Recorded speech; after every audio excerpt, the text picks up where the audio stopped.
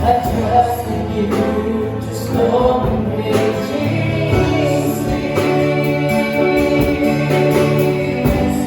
faithful, you're my God. You're the glory and the lifter of my head. Your light is my days. You teach me your ways. Forever I surrender all to you. And I live to worship you. My Jesus, you're the only one for me. Nothing could ever take your place, my precious Savior. Stand between the Lord and me, and I live to honor you, and I long to bring the life and offering. Take me higher, going deeper. I want to be with you, and I live to worship you. My Jesus, you're the only one for me. Nothing could ever take your place, my precious Savior. Who can stand between the Lord and me? Lord, I live to honor you, and I long to bring the life and offering. Take me higher, going deeper. I want to be with you, and I live to worship you. Yes, Lord, my Jesus, you're the only one for me. Nothing could ever take your place, my precious Savior. Stand between the Lord and me. Lord, I live to honor you, and I long to bring the life and offering. Take me higher, going deeper. I want to be with you. Take me higher, draw me deeper.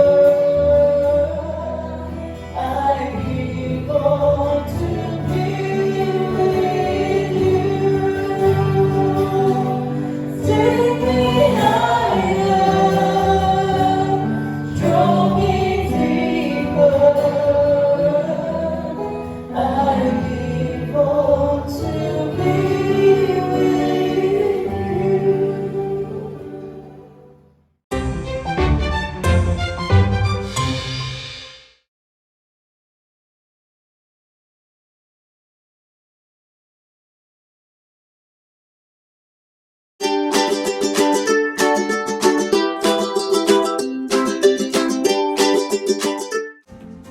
Magandang gabi po sa lahat ng mga kapatiran na kasama natin ngayon dito sa online na pananambahan ngayong alas 8 ng gabi. Ayan, ngayon po ay araw ng linggo at anuman pong inyong kalagayan sa oras na ito, alam ko na iba-iba tayo ng sitwasyon sa buhay. Kung meron mang pareho ng sitwasyon ay ito pong ating pakikibaka dito sa virus na hanggang ngayon ay nariyan at parami ng parami yung bilang. At grabe no, yung epekto nito sa ating kalusugan, sa ating isipan, at maging sa ating spiritual na buhay. So sa oras na ito, hinihiling ko po na you just sit down and ilaan po natin yung oras na ito. Tayo po ay makinig ng kanyang salita at hayaan po natin sa oras na ito na mangusap ang ating Panginoon sa atin sa pamagitan ng kanyang salita.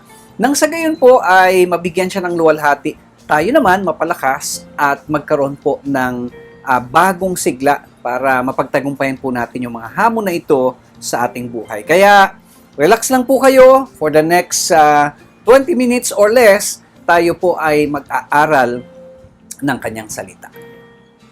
Ngayon po, ang pag-uusapan natin dahil huling Sunday po ng buwan ng Marso. Tuwing huling Sunday, di ho ba, tayo po ay medyo free pagdating dun sa topic, no, yung series natin. And I believe ito pong ating paksa na pag-uusapan ay very relevant sa atin ngayon sapagkat marami sa atin naghahanap nito, no? The title of our study tonight is Jesus, Our Good Shepherd. Ang ating Panginoong Hesus, siya ang ating mabuting tagapastol. So, babasahin po nating talata ay mula sa John chapter 10 at babasahin po natin talatang 14 at 15. Ang sabi po rito, I am the good shepherd. I know my sheep, and my sheep know me.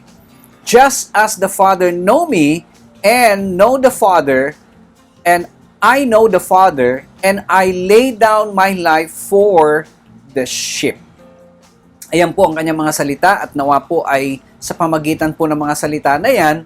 At actually buong chapter 10, it talks about Jesus the Good Shepherd. No? At sa oras na ito, hayaan nyo po na yung mga bahagi na yan ng scripture ay magbigay sa atin ng comfort sapagkat tayo po ngayon ay naghahanap ng shepherd para tayong mga tupa na nagkaligaw-ligaw dahil nga po dito sa problema na atin pong dinaraanan na nagsanga-sanga na, no? Iba-iba na yung epekto sa atin nitong problema na ito at niisip natin sino ba at ano ba ang pwedeng maging tugon dito sa ating mga problema. Now, to give you a background sa ating pong pasimula, foretold in the Old Testament prophecy is the promise of a shepherd. So, ibig sabihin, nung una pa man sa lumang tipan, ang mga tao ay kagaya rin natin na naghahanap ng gagabay sa kanila. No? As you know, or for the information of everyone, kung sakaling hindi nyo po alam, ang pastol o ang shepherd ay siyang tagapangalaga ng mga kawan, ng mga alagang hayop, more particularly ay ang mga sheep, no? Sapagkat sabi nga sa pag-aaral, ang pinaka-dumbest o pinaka-mangmang o engot, sorry for the term, na animal dito po sa mundo na ito ay walang iba kundi ang tupa o sheep. Nakakalungkot lang, tayo po ay inihahalin tulad sa sheep. Ang ibig sabihin lang noon, on a positive note, ay hindi natin talaga alam yung direction. Kung sa ating sarili lang, kailangan po natin ng shepherd. No? So sinasabi po in the Old Testament that it would be glad tidings for the cities of Judah. He would gather Israel as a shepherd na kung paano niya ito ginagawa sa kanyang mga flock. No? And he would feed them, a type of David, no? Parang kagaya ni David na isang magaling na shepherd.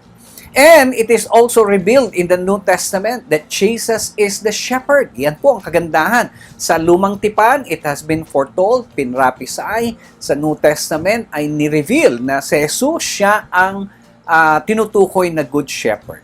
He is the shepherd who will bring other sheep into His fold. Yan. So, pag titipon-tipunin niya, yan po yung mababasa natin pag atin pong binasa yung buo, no? Chapter 10 ng Book of John mula verse 1 hanggang verse 16. Ang katotohanan, He is the chief shepherd. No? Siya po ay, kumbaga, shepherd na mga shepherds. Ayan, siyang pinakamahusay na shepherd sa lahat. He is the great shepherd. No? Sa pamagitan ng kanyang mga dugo ay talagang dumanak ng dugo para lang mapangalagaan. At hindi lang para mapangalagaan, para bigyan ng buhay yung kanyang mga sheep. Ayan. So, grabe no, ibang klase pala yung analogy ng pagiging shepherd ng ating Panginoon para sa atin.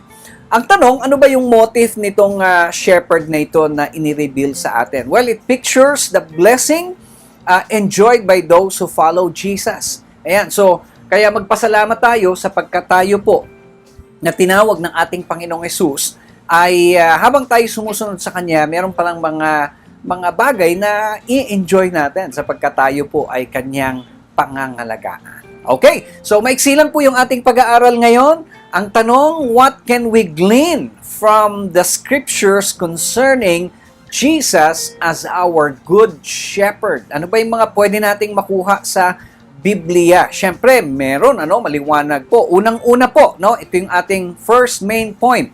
The convenience that Jesus is our shepherd. Ayan. So, pag sinabi natin convenience, pwede nating sabihin, yan ay benepisyo o kaya ay perks or advantages na siya ang ating good shepherd, Other than kung sino pa man yung kinikilala ng mga tao na tagapastol ng kanilang buhay. Bakit natin nasabi na convenience or ito'y privilege or advantage or benefits, ika nga, or should I say blessing, na siya ang ating good shepherd? Una, He gave His life for us. Ayan, sapagkat binigay niya ang kanyang buhay sa atin. Sabi ng Biblia, He laid down His life for His sheep. Ayan, so meron ka ba namang alam o nabalitaan na taga-alaga ng hayop at yung taga-alaga ay handang mamatay para sa kanyang alagang hayop? Well, meron din naman, pero siguro sa isa, sa dalawa. Ngayon po, marami mga tao talagang sobrang nagmamahal sa kanilang mga pets. Yung isang pamangkin ko na wala ng aso, and I hope makita na yung kanyang aso, Nag-post siya at gumawa siya ng group doon sa FB at nag-post siya ron at sinabi niya na makita nyo lang yung aming aso, magbibigay kami ng reward na 10,000 pesos. So, grabe, di ba? Handang magbigay ng ganong kalaking halaga. But our great shepherd will not just give 10,000 pesos or not even $10,000. Ang ibibigay niya at ang ibinigay niya ay mismong ang kanyang buhay. Ayan. So, di ba nakakatuwa, He gave His life for us. He is able to offer eternal life para sa kanyang mga alagang tupa. Ayan. Yan actually, hindi lang siya namatay para sa atin, siya po ay nag-alay at nag-alok ng buhay na walang hanggan para sa atin. He's offering security to those who continue to believe in Him. Ayan, yung katiyakan na ano man ang mangyari sa atin ay meron tayong kalalagyan doon sa langit. Hindi ho ba itong ating kinalalagyan ngayon dito sa mundo na ito ay wala namang safe na lugar? Yung situation natin sa totoo lang ay very discouraging. Bakit? Sapagkat ang panahon natin ngayon ay akala natin tapos na yung problema na ating hinaharap sapagkat noong mga nakaraang buwan, bumababa yung case, parang bumabalik na sa normal. And all of a sudden, para tayong back to zero. Parang back to 2020 uli, di ba?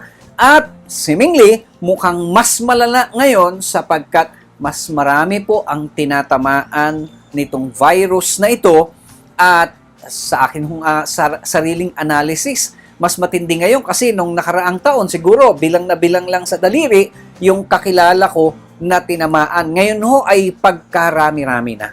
Hindi ba?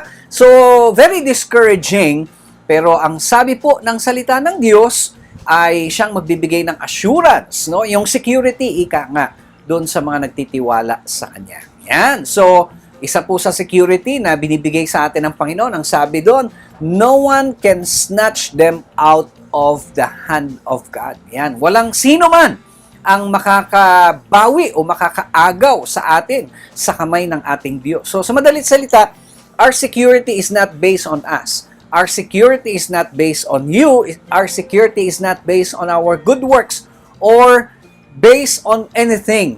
But, ito po ay nakabase sa biyaya ng ating Panginoon. So, wala pong kayang-kayang panghawakan yung kanyang kaligtasan sa kanyang sarili, pero pwede nating panghawakan yung ating kaligtasan sa pamamagitan ng ating Diyos, ng ating Panginoon. Ngayon po, sa ating dinaranas na problema ngayon dito sa mundo na ito, talagang ang mga tao ay nangangatakot dahil sa kung ano-ano po yung mga lumalabas sa balita, hindi ho ba? Hindi ka pa man tinatamaan, mamamatay ka na sa takot o sa atake sa puso. Ayan. So, yun yung unang benepisyo natin. Ikalawa, He now cares for us. Ayan. Ang ating Good Shepherd, He cares for us. Siya po ay talagang kumakalinga sa atin. Having called us through the gospel, sinasabi po na tayo laging nasa puso't isipan ng ating Panginoon. Having gathered us into one fold, no? Even the Gentiles, makikita po natin na siya ang ating good shepherd at ang sabi po doon sa ating binasa, He knows us. Hindi ba? Ang galing ano? Kumbaga parang ginagawa niya yung pangangalaga sa kanyang kawan, hindi dahil sa siya ay bayaran o dahil sa ito'y trabaho niya lang. Ayan. May mga tao na ganyan ang ganyan ng prinsipyo, hindi ba? Yung bang ginagawa yung kanyang trabaho kasi he was hired for that. Pero wala doon yung puso niya. Hindi niya mahal yung trabaho niya, hindi niya mahal yung mga taong involved doon sa kanyang trabaho. But Jesus is not. Ang sabi po, He knows us. Kilala niya tayo. Hindi lang yon, He also feeds us, no? Pinakakain niya yung kanyang mga tupa. Inaalagaan niya at iniisip niya saan yung magandang pastulan, no? Yung greener pasture. So dadalahin niya doon yung kanyang mga tupa so that they will be fed. Sila po ay mabubusog at makakakain ng sapat at makukuha nila yung mga nutrients na kinakailangan nila. Ganyan po ang ginagawa ni Jesus sa atin because He cares for us, no? He also guides us, no? Ginagabayan niya tayo. Sapagkat ang tao po, sa sarili natin, hindi po natin talaga alam yung direction. I don't know kung naranasan nyo na maligaw. Hindi ba? Maraming tao ay mahina pagdating sa navigation. Yung may pupunta na isang lugar, pagkatapos ay bago makarating doon, ay kung saan-saan muna napunta. Or sometimes, worst, hindi na talaga nakarating doon sa pupuntahan. Kasi nga, naligaw na. Yan.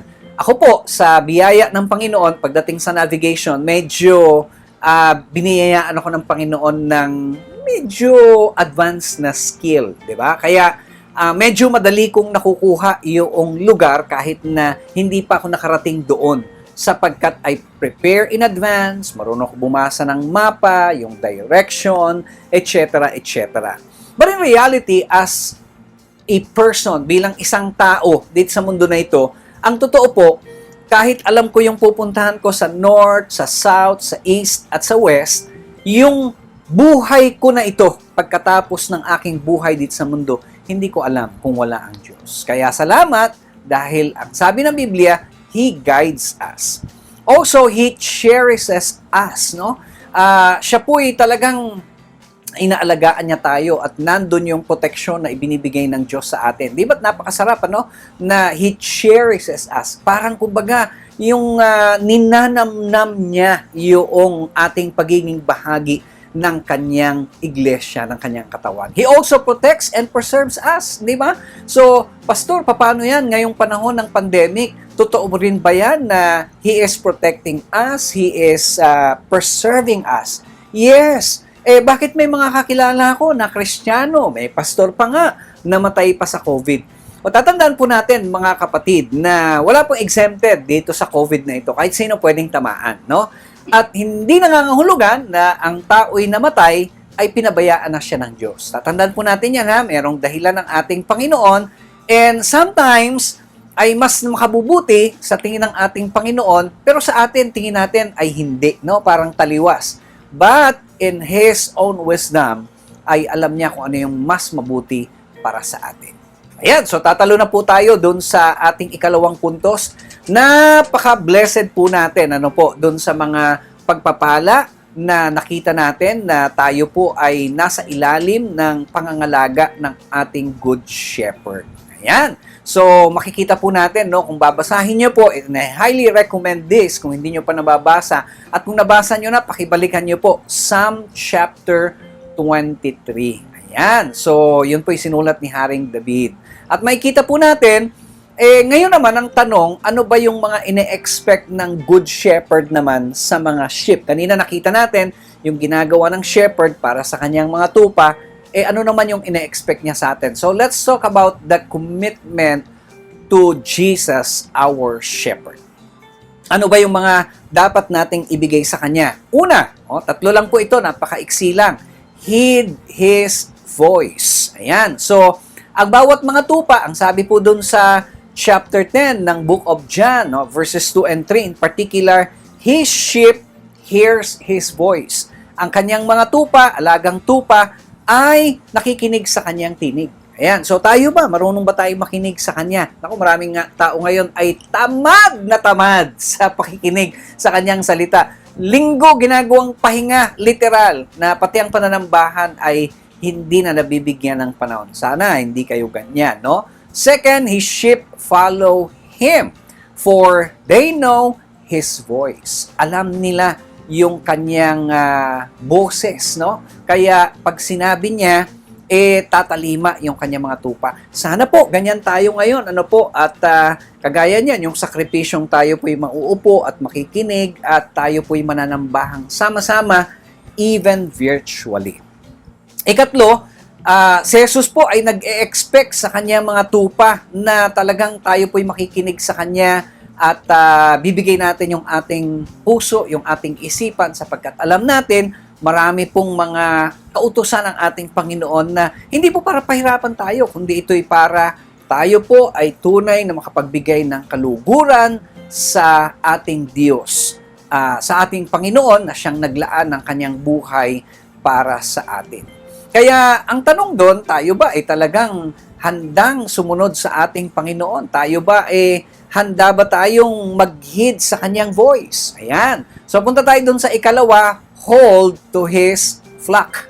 Ayan, kanina, heed to His voice. Second is hold to His flock. No? There is one flock. Isa lang po yung flock, no? Yung grupo ng mga tupa. At ang tawag po dyan, yung kanyang katawan o ang church. So, ang nais ng ating Panginoon, we hold to His flock and we should strive to maintain the unity of that flock.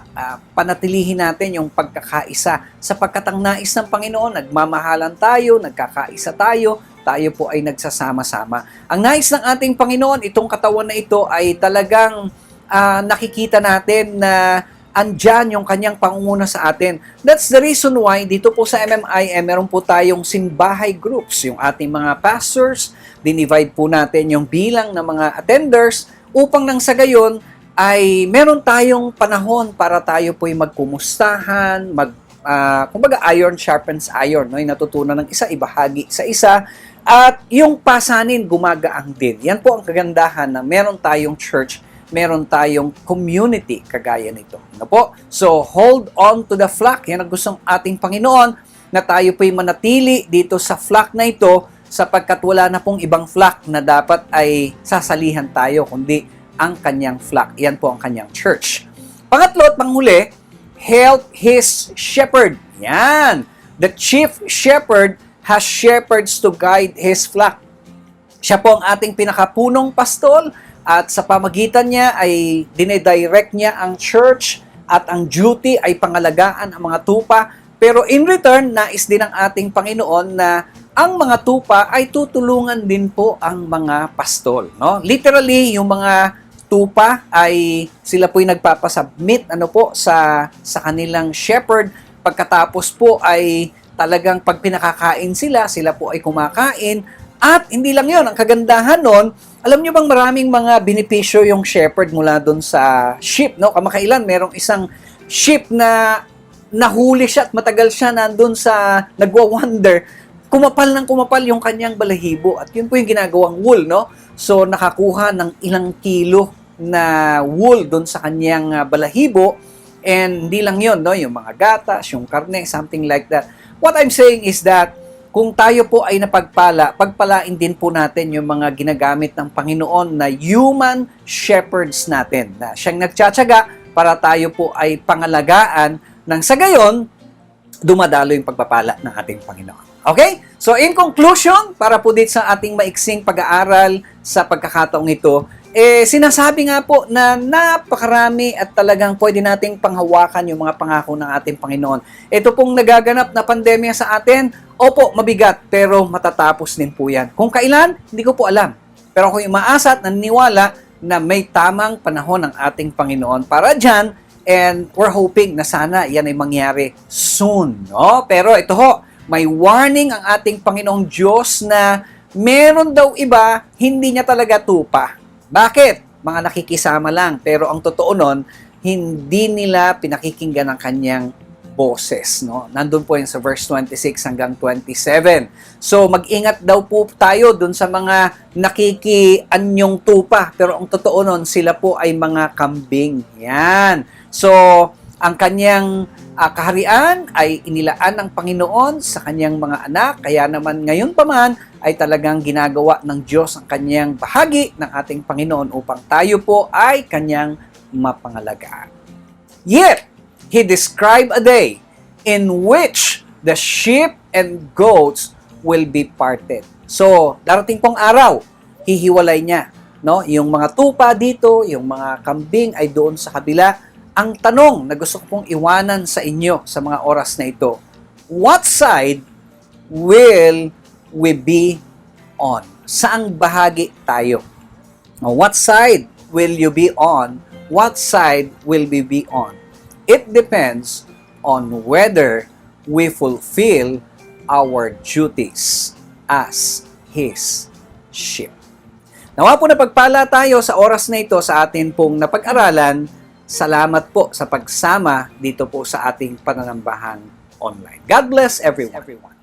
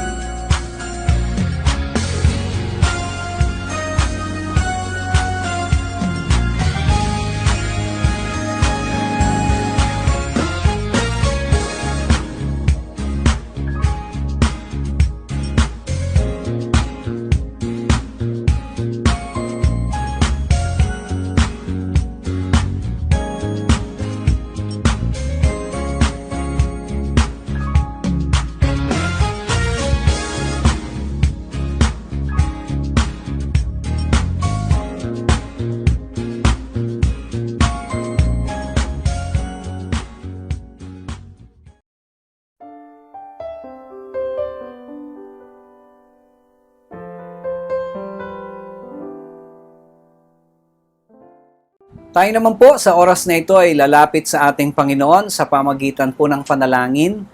One major prayer request syempre na meron tayo ay ang ipanalangin po ang ating tagumpay laban sa gera dito sa pandemya na ito. Ating gobyerno po ay talagang, kung siguro ako'y nasa sapatos nila, nakaka-discourage na parang nabaliwala.